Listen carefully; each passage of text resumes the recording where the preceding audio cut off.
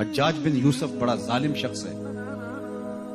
حضرت حسن بصری رضی اللہ تعالیٰ عنہ فرماتے ہیں پچھلی امت کے لوگ اپنے سارے ظالم اکٹھے کر کے لے آئیں اور ایک پلڑے میں رکھ دیں، تو دوسرے پلڑے میں ہم حجاج بن یوسف کو رکھ دیں تو ہمارا پلڑا پھر بھی بھاری ہوگا۔ 70,000 لوگ اس نے اپنے ہاتھوں سے قتل کیے، 90,000 لوگ اس کے حکم سے کٹے۔ بصرے کا ظالم ترین حکمران حجاج بن یوسف۔ کسی نے کہا حجاج اگر تو بچہ تھا، اس وقت تیری عمر اتنی زیادہ نہیں تھی، لیکن تو نے دور عمر تو دیکھا ہوا ہے، تو اتنا ظالمانہ انداز کیوں اختیار کیے ہوئے؟ تو حضرت عمر جیسا حکمران کیوں نہیں بن جاتا؟ تو جو حجاج نے جواب دیا وہ سنیے، 2 لفظ اس نے جواب دیا، تم ابو ذر غفاری جیسی رعایا بن جاؤ، میں عمر جیسا حکمران بن جاتا ہوں۔ جب رعایا ابو ذر غفاری جیسی ہو تو حکمران حضرت عمر جیسے ہو۔ حجاج بن یوسف بصرے کا سخت گیر حاکم اپنے ہاتھ سے 70,000 لوگوں کو قتل کیا تھا، 90,000 لوگ اس کے حکم سے کٹے تھے۔ حضرت حسن بصری رضی اللہ تعالیٰ عنہ فرمایا کرتے تھے اگر پچھلی امتوں کے لوگ اپنے سارے ظالموں کو لے آئیں اور ایک پلڑے میں ڈال دیں، ہم صرف حجاج بن یوسف کو دوسرے پلڑے میں ڈال دیں گے، یہ پھر بھی بھاری ہے۔ 70,000 لوگ اس نے اپنے ہاتھ سے قتل کیے، بلکہ صحابی رسول کو حرم کے صحن کے اندر یوں قتل کیا ہے اور یوں ذبح کیا جس طرح مینڈے کو ذبح کیا جاتا ہے۔ 90,000 لوگ اس کے حکم سے کٹے۔ تو کسی نے حجاج بن یوسف سے جرأت کر کے یہ بات پوچھ لی کہ تو حضرت عمر کا دور خلافت دیکھا ہے، ان جیسا انداز حکمرانی کیوں اختیار نہیں کرتا؟ تو انسانوں کو کاٹ رہا ہے، اور بصرے کا یہ سخت گیر حکمران جس کی ہیبت سے دنیا کانپتی تھی اور جس کو بھی اس کا سندیشہ چلا جاتا تو وہ موت کا پیغام سمجھتا، لیکن حضرت عمر کہتے ہیں کہ اگر فرات کے کنارے ایک بکری بھی پیاسی مر گئی تو عمر سے اس کا بھی حساب ہوگا۔ تو کہا کہ تو نے وہ دور بھی دیکھا ہے؟ یہ جرأت کر کے کسی نے اس ظالم سے، ہر دور میں ایسے لوگ ہوتے ہیں جو ظالموں کے سامنے بھی کلمہ حق کہنے سے جھجکتے نہیں، اگرچہ چائے کی پیالی پہ دین بیچنے والے لوگ بھی موجود ہوتے ہیں اور تاج شاہی کو پاؤں کی ٹھوکر پہ بھی نہیں رکھتے، ایسے لوگ بھی، ایسے دیوانے بھی زمانے میں ہر دور میں موجود ہوتے ہیں۔ حجاج بن یوسف نے ایک فقیر کا سنا کہ وہ بڑا درویش آدمی ہے، اس کو بلا بھیجا۔ تو جب فقیر آیا تو حجاج بن یوسف نے اس کو کہا کہ میرے لیے کوئی وظیفہ بتائیں جو میرے لیے بہترین وظیفہ ہو۔ تو فقیر نے کہا کہ تیرے لیے بہترین وظیفہ یہ ہے کہ تو دوپہر تک سویا رہا کر۔ یہ نہیں ہے کہ ہر ایک کو یا حیو یا قیوم ہی بتایا جائے، جو وظیفہ پوچھ رہا ہے اس کے مناسب حال وظیفہ بتانا پڑے گا۔ تو کہا کہ بہترین وظیفہ میرے لیے کیا ہے؟ تو اس فقیر نے کہا کہ تیرے لیے بہترین وظیفہ یہ ہے کہ دوپہر تک تو سویا رہا کر۔ اس نے کہا یہ خاک وظیفہ ہے؟ کہا ہاں یہ تیرے لیے بھی بہتر ہے اور امت کے لیے بھی بہتر ہے۔ کہا کم از کم دوپہر تک تیری شر سے تو لوگ بچے رہا کریں گے، یہ تیرے لیے بہترین وظیفہ ہے۔ اس نے کہا کہ میرے لیے کوئی دعا کیجئے۔ تو فقیر نے ہاتھ اٹھا کہا مالک حجاج بن یوسف کی جان نکال لے۔ کہا یہ دعا ہے یا بد دعا؟ کہا یہ تیرے حق میں دعا ہے کہ اب تو مر گیا تو چلو تیرا کچھ تو پلہ جو ہے گناہوں کا کم ہوگا، نہیں تو بھاری کر رہا ہے ہر دن جو ہے۔ تو ایسے لوگ بھی ہر زمانے کے اندر موجود رہے ہیں۔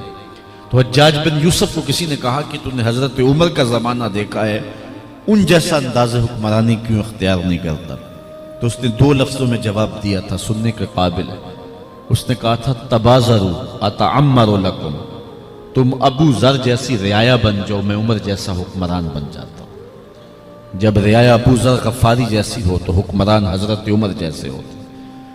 آج ہم اگر موجودہ حکمرانوں کی کہانی بیان کریں اور جو دردناک صورتحال ہے اور ملک کو جو خطرات درپیش ہیں وہ شرمناک بھی ہیں اور دردناک بھی ہیں اور اذیتناک بھی اور کربناک بھی، لیکن دوسری جانب ہم اپنے آپ کو دیکھیں تو ہم کس جگہ پہ کھڑے ہیں؟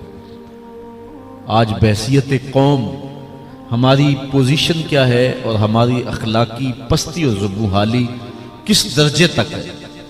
ہماری مسجدوں کے لیٹرینوں کے لوٹے بھی اگر زنجیروں سے بندھے ہوئے ہوں اور اگر کوئی باہر واٹر کولر رکھے تو اس کے اوپر جو گلاس رکھے وہ بھی زنجیروں سے باندھ کر کے جکڑ کے رکھنے پڑے، تو پھر ہم کہیں کہ ہمارے اوپر اللہ کی رحمت کی چھتڑیاں تان دی جائیں، این خیال است و محال است و جنو، جب میں کہتا ہوں الہی میرا احوال دیکھ، حکم ہوتا ہے اپنا نامہ اعمال دیکھ۔ حضرت یعقوب علیہ السلام نے اسرائیل سے وعدہ لیا تھا کہ میری روح قبض کرنے کے لیے اچانک نہیں آنا، پہلے کوئی قاصد بھیج دینا تاکہ میں موت کی تیاری کر لوں۔ ویسے اللہ کے نبی کے دامن پہ گناہ کا ایک دھبا بھی نہیں آ سکتا، اور وہ ہر لمحہ تیار ہی رہتے ہیں، لیکن اس کے باوجود تعلیم امت کے لیے بہت ساری چیزیں ہوتی ہیں۔ میرے اور آپ کے آقا و مولا نے اللہ کی بارگاہ میں یہ دعا کی، اللہم انی اعوذ بک من الموت الفجاعۃ، اے اللہ اچانک موت سے تیری پناہ مانگتا ہوں۔ اچانک موت آتی ہے اور انسان کو تلافی کا، توبہ کا موقع بھی نہیں ملتا، تو اچانک اموات سے پناہ مانگی گئی۔ تو حضرت اسرائیل سے عہد لے لیا حضرت یعقوب علیہ السلام نے کہ میری روح قبض کرنے کے لیے اچانک نہیں آنا، پہلے کو قاصد بھیج دینا۔ اللہ کے نبی تھے، ان سے وعدہ کر لیا۔ حضرت اسرائیل ایک عرصے کے بعد حاضر ہوئے، پوچھا کدھر آئے ہو؟ کہا قبض روح کے لیے آیا ہوں۔ کہا تم نے تو وعدہ کیا تھا اچانک نہیں آؤں گا، پہلے قاصد بھیجوں گا۔ تو کہا حضرت میں نے تو قاصد بھیجے تھے۔ فرمایا میرے پاس تو ایک بھی نہیں آیا۔ عرض کی حضرت آپ کے سامنے کتنے لوگوں کی موت واقع ہوئی، یہ میرا قاصد نہیں تھا تو اور کیا تھا؟ یہ اٹھتے ہوئے جنازے میرا قاصد نہیں تھا تو اور کیا تھا؟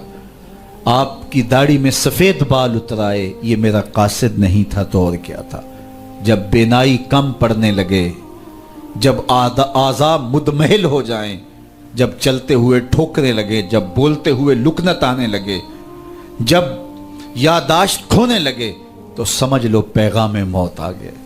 یہ ڈوبتا ہوا سورج ہمیں موت کا پیغام دے کے جا رہا ہے۔ دیکھو کیسا بھنک پن تھا، کیسی دوپہر تھی، کیسی کرنوں کی تمازت اور حدت، شدت اور گرمی تھی، لیکن آج درد غروب سے زرد ہوا جا رہا ہوں۔ اتنی بڑی کائنات، اتنا بڑا منبع نور کا جو آسمان کے اوپر جگمگا رہا ہوتا ہے، درد غروب سے وہ بھی زرد ہو جاتا ہے۔ دیگر تے دن گیا محمد، اوڑک نو ڈوب جانا۔ تو یہ ہمیں پیغام دیتا ہے میاں تم بھی جا رہے ہو۔ یہ پھیلے ہوئے قبرستان بتاتے ہیں۔